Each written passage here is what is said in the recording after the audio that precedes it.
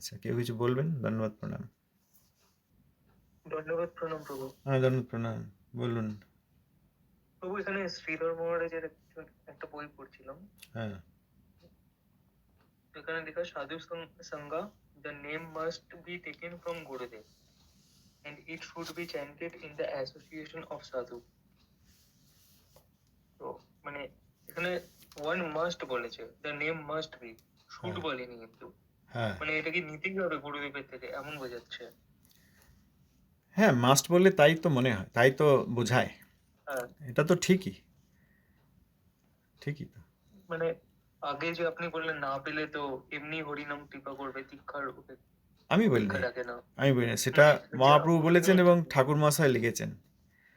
ঠাকুর মহাশয় একটি প্রবন্ধে আছে যে প্রভু বাক্যে যে দীক্ষা পুরস্চরণ ইত্যাদির অপেক্ষা করে না। মাস্ট বি, কারণ কার জন্য মাস্ট বি? নারদ গোস্বামীর জন্য, আমাদের জন্য। না প্রহ্লাদ মহারাজের জন্য, না ভক্তিবিনোদ ঠাকুরের জন্য? যাকে বলছেন তাদের জন্য মাস্ট বি, আমার জন্য, আমাদের জন্য। কারণ আমরা এমন পতিত জীব, it is a must for us. তো কোথাওই আমরা বলিনি যে গুরুদেবের কাছ থেকে না নিলেও হবে, should be or better be or optionally be, তা তো আমরা বলিনি। যাতে শুদ্ধ বৈষ্ণবকে বুঝতে পেরে আমরা তার কাছে নাম এবং মন্ত্র নিতে পারি, সেই জন্য তো আমরা এইসব পড়ছি। না পড়লে তো কে শুদ্ধ বৈষ্ণব বুঝতে পারবো না। অতএব যেই দিন শুদ্ধ বৈষ্ণব বোঝা যাবে, আবির্ভূত হবেন নিতাইয়ের কৃপায়, সেই দিন অবশ্যই তার অনুসরণ করা হবে, তার কাছে তার আনুগত্য করা হবে, দীক্ষাদি নেওয়া হবে। আর যদি কোনো কারণে সকলের, মনে করুন 1000 জন আছে, সকলের জন্য তো সম্ভব নাও হতে পারে, সকলে সেই পর্যায়ে পৌঁছাননি, বা শুদ্ধ ভক্তের বিরল অবস্থার জন্য নাও পাওয়া যেতে পারে, তখনও অসুবিধা নেই। প্রথম জিনিসটা হচ্ছে যে অবশ্যই প্রচেষ্টা করা হবে। তার কোনো কারণে যদি না পাওয়া যায় তাহলেও অসুবিধা নেই, তাহলে must be what I should do, and if somehow that does not happen, there is a backup option, the দীক্ষা পুরস্চর্যা আদি অপেক্ষা না করে। দুটোই তো ঠিক। আমরা তো আগে একদিন আলোচনা করলাম না, আপনি এসেছিলেন কি, যে শ্রীল রূপ গোস্বামীপাদের শ্রী ভক্তি রসামৃত সিন্ধুতে 64 প্রকার ভজনাঙ্গের মধ্যে প্রথম হচ্ছে আদৌ গুরুপদাশ্রয়। ছিলেন সেদিন? আদৌ হ্যাঁ প্রভু। গুরুপদাশ্রয়। তাহলে রূপ গোস্বামীপা যদি প্রথমেই বলেন আদৌ গুরুপদাশ্রয়, আদৌ মানে প্রথমেই, মানে যেটি না হলে আর আগে যাওয়া যায় না। তাহলে আমাকে সেটাই চেষ্টা করতে হবে, প্রত্যেক আত্মাকে সেটাই চেষ্টা করতে। কেউ যেন মনে না করেন ঠিক আছে আমার দরকার নেই, তাহলে গুরুবজ্ঞা হয়ে যাবে। প্রত্যেক আত্মাকে চেষ্টা করতে হবে, মাস্ট বি টেকেন। কোনো কারণে যদি না হয় তাহলে কি সব কিছুই ফেল হয়ে যাবে? না, তাহলে কিছুই আবার ফেল হবে না। কারণ এই হরিকথা শ্রবণ কীর্তনের মাধ্যমে আমরা হরিনামের স্বরূপ বুঝতে পেরে হরিনামকে আশ্রয় করলে তখন হরিনাম সমস্ত কিছু দেবেন।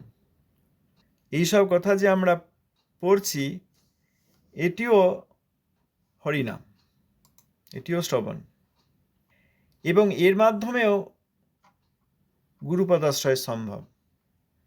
দীক্ষা বা মন্ত্র নিতেই হবে তার কোনো মানে নেই। অনেক জায়গায় প্রভুপাদ হরিনাম দিচ্ছেন কিন্তু পরে আর মন্ত্র দেন নাই, কারণ হরিনামই হচ্ছে মুখ্য দীক্ষা, প্রধান। আমরা অনেকে ভুল ভাবি, ও তো শুধু হরিনাম হয়েছে, না, হরিনামই হয়ে গেছে। এরপর হরিনামকে সহায়তা করার জন্য দীক্ষা আদি। বলুন, এও দীক্ষা। আর কি বলবেন? প্রভু, তারপরে লেখা it should be taken in the association of sadhus, এমন লেখা। হ্যাঁ, আবার সাধু। ভক্তিবিনোদ ঠাকুর তো বলেন যে নিজের সংখ্যামালা একা বসে করতে। ও আচ্ছা, দেখুন, হরিনাম সাধু সঙ্গে করা হবে। সাধু সঙ্গ মানে কীরকম? আমরা যদি বাবাজি মহারাজের মতো কোনো পরম বৈষ্ণব পাই, তিনি হরিনাম করছেন, আমাদেরকে আদেশ করলেন, আমরাও হরিনাম করছি একসঙ্গে, সেটা সম্ভব।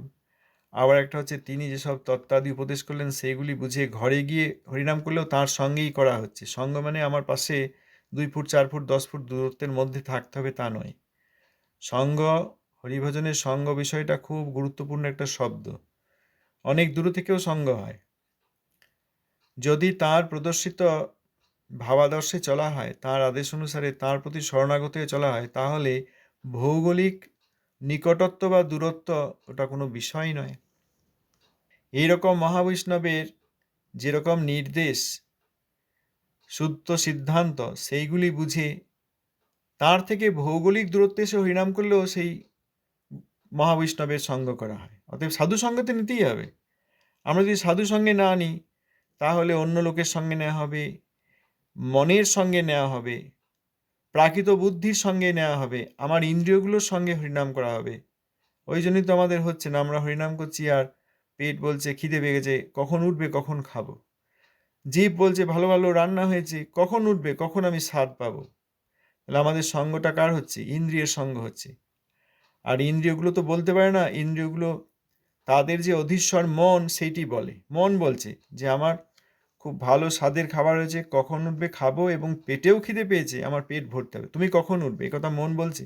তাহলে আমরা কার সঙ্গে হরিনাম নিচ্ছি? মনের সঙ্গে। মনের সঙ্গ করলে হরিভক্তি হয় না।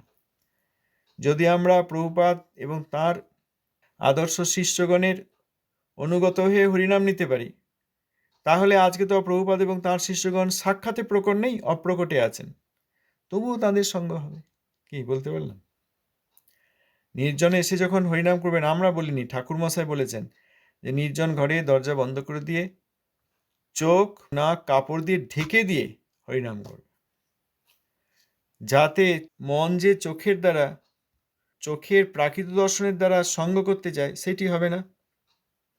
এবং যে শুদ্ধ হরিকথা, যে শুদ্ধ সিদ্ধান্ত আদি শুনলাম এই গ্রন্থাদি থেকে, সেইগুলি চিন্তা করতে করতে হরিনাম নিলে প্রভুপাদের, বাবাজি মহারাজের, ঠাকুর মহাশয়ের যে শিক্ষা আদি আমরা চিন্তা করতে যদি করি, তাহলে আমাদের এই পরম বৈষ্ণবগণের সঙ্গ হবে। সঙ্গে তো করতেই হবে। মনের সঙ্গে করলে, হরিনাম করলে কি করে হবে? মন তো আমাদেরকে প্রাকৃত ধারণায় হরিনাম নেওয়া হবে। যে আমি লিখতে পারি, তুমি যে হরে কৃষ্ণ নাম বলছো, আমি লিখতে পারি, আমি বলতে পারি, এটা মন ভাবছে। নামাক্ষরগুলো আমি উচ্চারণ করতে পারি, এই করে আমাকে উচ্চারণ করাচ্ছে মন। মনই আমাদের গুরু। তা না করে যদি মনোনিগ্রহ করে শুদ্ধ সাধুর সিদ্ধান্তকে মাথায় রেখে হরিনাম করা হয়, তখন বোঝা যাবে যে নাম অক্ষর মাত্র নন, নাম ভগবান। সেটারই তো সাধনা। কি বলেন? এখন এই যে বললেন দীক্ষা মাস্ট বি টেকেন ফ্রম গুরু, দীক্ষা must be taken from Guru group বলেন নাই। সেই জন্য ঠাকুর মহাশয় অন্যত্র বলেছেন যে দীক্ষা গ্রহণের লালসা যত প্রবল হয় ততই ভালো, কিন্তু সেইটিকে খুব তাড়াতাড়ি নিবৃত্ত করার জন্য দীক্ষার লালসা, গুরুপাদ পদ্ম আশ্রয়ের লালসা, এই লালসাটাকে নিবৃত্ত করার জন্য যেন গুরুব্রুপ বা অবৈষ্ণব বা অপ্রকৃত বৈষ্ণব তাদের কাছে গিয়ে দীক্ষা নিও না। তাহলে আবার পরে সেই ত্যাগ করা আবার কঠিন হবে, কারণ এই প্রাকৃত মন দিয়ে তার কাছে আনুগত্য করা হবে, তখন আর ছাড়তে পারবে না। সেটা তো অনেকের হয়েছে। ঋত্বিক তত্ত্ব মানে পরম্পরার বিনাশ। তো আমরা এখানে কেউ বলিনি যে ঋত্বিক হয়ে দীক্ষা দিয়ে দাও, কারণ বর্তমানে আর প্রকৃত গুরু পাওয়া যাচ্ছে না। কেউ বলিনি আর গুরুপদের দরকার নেই, যাও তোমরা এই করো, তা বলিনি। সবসময় বলেছি সর্বদা উন্মুখ থাকতে হবে যে নিত্যানন্দ প্রভু কৃপাপূর্বক তাঁর প্রতিনিধিকে পাঠালে তার কাছে আশ্রয় নিতে হবে। আর যতক্ষণ না পাওয়া যাচ্ছে নিত্যানন্দাভিন্ন প্রভুপাদের উপদেশাদি শ্রবণ করতে হবে। হয়েছে প্রভুজি? হ্যাঁ প্রভু, হ্যাঁ, ধন্যবাদ। ধন্যবাদ প্রণাম। धन्यवाद प्रणाम प्रभु जी। धन्यवाद प्रणाम, बोलिए। प्रभु जी मंत्र सिद्धि मीन्स क्या होता है? वो जैसे प्रभुपाद जी का उपदेश हमने पढ़ा था, लेकिन मुझे समझ नहीं आया वो मंत्र सिद्धि मीन्स क्या होता है? মন্ত্র সিদ্ধি, মন্ত্র তো মনকে তারণ করে।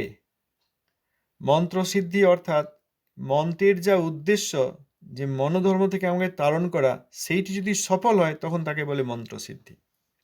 কার্যসিদ্ধি বলে না, কার্যসিদ্ধি। বাংলা একটা কথা আছে, কার্যসিদ্ধি মানে যে কাজে আমি গেলাম সেটা সফল হয়েছে, সিদ্ধ হয়েছে, অর্থাৎ হয়েছে, সেই কাজটা পূর্ণ হয়েছে। সেরকম মন্ত্রসিদ্ধিও তাই। মন্ত্র তার যা কাজ, মনোধর্ম থেকে আমাকে উদ্ধার করা, সেইটি হয়েছে, এবং আত্মা মনোধর্ম থেকে ত্রাণ পেয়ে তিনি মুক্ত হয়েছেন, মনের অনর্থ থেকে, মনের কবল থেকে মুক্ত হয়েছেন, এটা মন্ত্রসিদ্ধি। আবার সিদ্ধ মহাত্মা যিনি বৈকুণ্ঠে অবস্থান করেন, তার মন্ত্র সিদ্ধ মন্ত্র, তিনি যদি মন্ত্র দেন তখন আমারও মন্ত্র সিদ্ধি হবে, অর্থাৎ সেই মন্ত্রে আমারও সফলতা লাভ হবে। আর গ্রুপদের কাছ থেকে মন্ত্র নিয়েছে, সেই অক্ষরে একই মন্ত্র, কিন্তু কারোর সিদ্ধি হচ্ছে না, বরং আরো নরকের দিকে চলে যাচ্ছেন। তাই হয়, গ্রুপের কাছে মন্ত্র নিলে নরকে যায়। আর সিদ্ধ মহাত্মা, তিনি সিদ্ধ মন্ত্র দিলে মন্ত্র সিদ্ধি হয়। হয়েছে? जी ब्रो। तो जो प्रभु जी जो गुरु मंत्र मिलता है आइनिक में, जो आइनिक करते हैं, तो उसका पर्पस क्या हमें मतलब लिबरेशन तक लेके जाना है? उसका जो पर्पस है হ্যাঁ, মন্ত্রে मतलब जो बॉडी, जो हमारा बॉडी का जो धारणा है उससे मतलब उससे हम परे जाके सोल के धारणा पे आए, ये पर्पस। হ্যাঁ, মন্ত্র অর্থাৎ মনোধর্ম। এই ব্রহ্মাণ্ডে থাকা মানেই মনোধর্ম, মনোধর্ম মানেই ব্রহ্মাণ্ডের মধ্যে রয়েছি। এই মনোধর্ম থেকে, অর্থাৎ এই মাইক ব্রহ্মাণ্ডের ধর্ম থেকে আমাকে উদ্ধার করে বৈকুণ্ঠে নিয়ে চলুন। যখন বৈকুণ্ঠে যাবেন তখন তিনি সিদ্ধ হয়ে গেছেন, এবং বৈকুণ্ঠে গেলে তখন ভগবানকে ডাকবেন, সেইটি হচ্ছে মহামন্ত্র। মন্ত্রের দ্বারা মুক্তি, আর মহামন্ত্রের দ্বারা ভগবানকে ডাকা। মুক্তি পেলে বৈকুণ্ঠে প্রাপ্তি, বৈকুণ্ঠে গিয়ে ভগবানকে ডাকা। এই হচ্ছে মন্ত্র আর মহামন্ত্রের পার্থক্য। মহামন্ত্র সম্বোধনাত্মক, হে হরি, হে কৃষ্ণ, হে রাম। হ্যাঁ, বলুন। जैसे कीर्तनीय सदाहरि जिसे बोलते हैं, तो जैसे मान लीजिए कोई जो बैकुंठ में भक्त लोग रहते हैं, वहां पे भी वो हरे कृष्ण मंत्र एनी टाइम करते रहते हैं। হরে কৃষ্ণ মহামন্ত্র মহাপ্রভু দিয়েছেন। যখন আমাদের দেবী চরম বিরহে, তখন এই মহামন্ত্র দ্বারা কৃষ্ণকে সম্বোধন করেন। বিপ্রলম্ব আর সম্ভোগ, অর্থাৎ যখন সাক্ষাতে কৃষ্ণজি নাই, যখন সাক্ষাতে কৃষ্ণজিকে দেখা যাচ্ছে না, তখন বিপ্রলম্ব, যেমন ধরুন গোচারণে গিয়েছেন আর এনারা গৃহে আছেন, তখন বিপ্রলম্ব, কারণ কৃষ্ণ এখন গোচারণে, আমরা গৃহে। যশোদা মা, কৃষ্ণ সকালে গোচারণে চলে গেলেন, সন্ধ্যাবেলায় আসবেন, এই সমস্ত সময়টাই বিরহের সময়, কৃষ্ণের কথা চিন্তা করছেন। তেমনি আমাদের দেবীগণ কৃষ্ণ গোচারণে যাচ্ছেন, এনারাও সূর্য পূজার দ্বারা আদিষ্ট হয়ে সূর্য পূজায় যাচ্ছেন, যতক্ষণ আবার মিলিত না হয়েছেন ততক্ষণ বিরহ।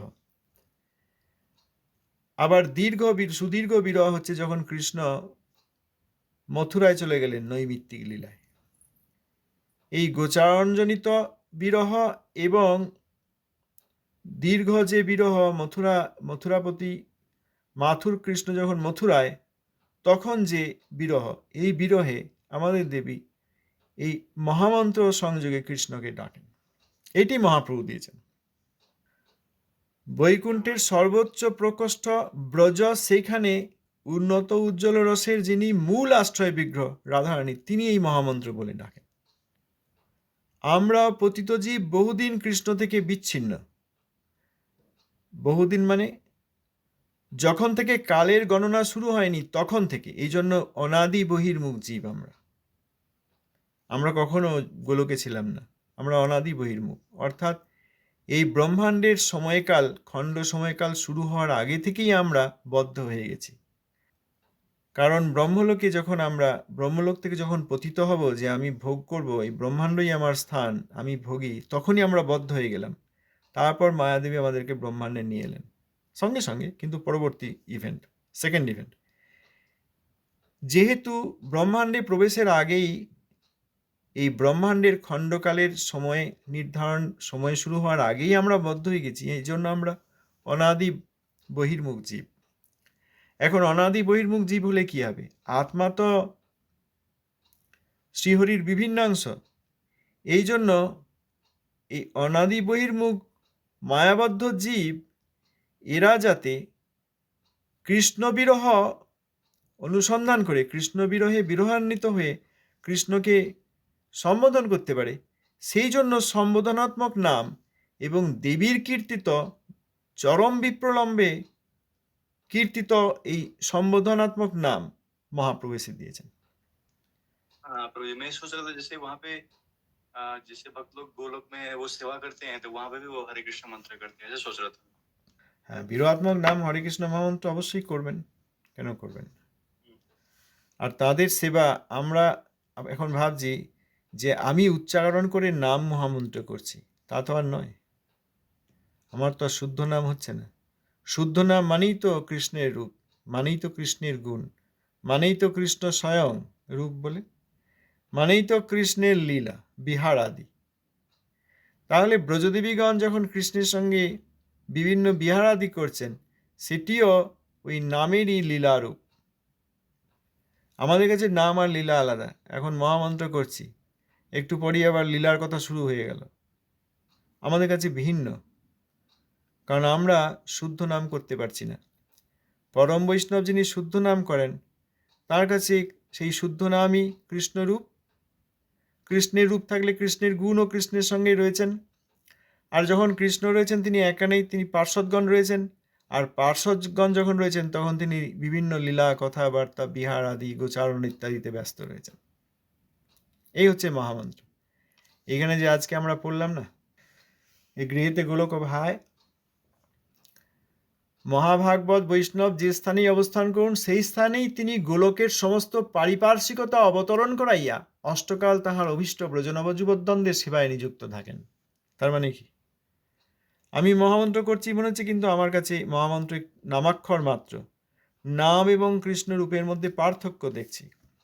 নামকেই কৃষ্ণ স্বয়ং দেখতে পাচ্ছি না। এই জন্য আমাদের এই বদ্ধজীবের মহামন্ত্র গ্রহণ মানে নামাক্ষর গ্রহণ হচ্ছে। যেদিন শুদ্ধ সাধু এবং ভগবানের কৃপায়, সাধু গুরু হরিগুরু বৈষ্ণবের কৃপায় শুদ্ধ নাম উদিত হবেন, সেই দিন সমস্ত গোলকধাম এবং তার পারিপার্শ্বিকতা, মানে কেবলমাত্র আচ্ছা এই বিষয়ে আর যাব না, তার পারিপার্শ্বিকতা সব অবতরণ করাইয়া, হৃদয়ে অবতরণ করিয়া, অর্থাৎ বৃন্দাবনে অবস্থান করে তিনি মহামন্ত্র করছেন।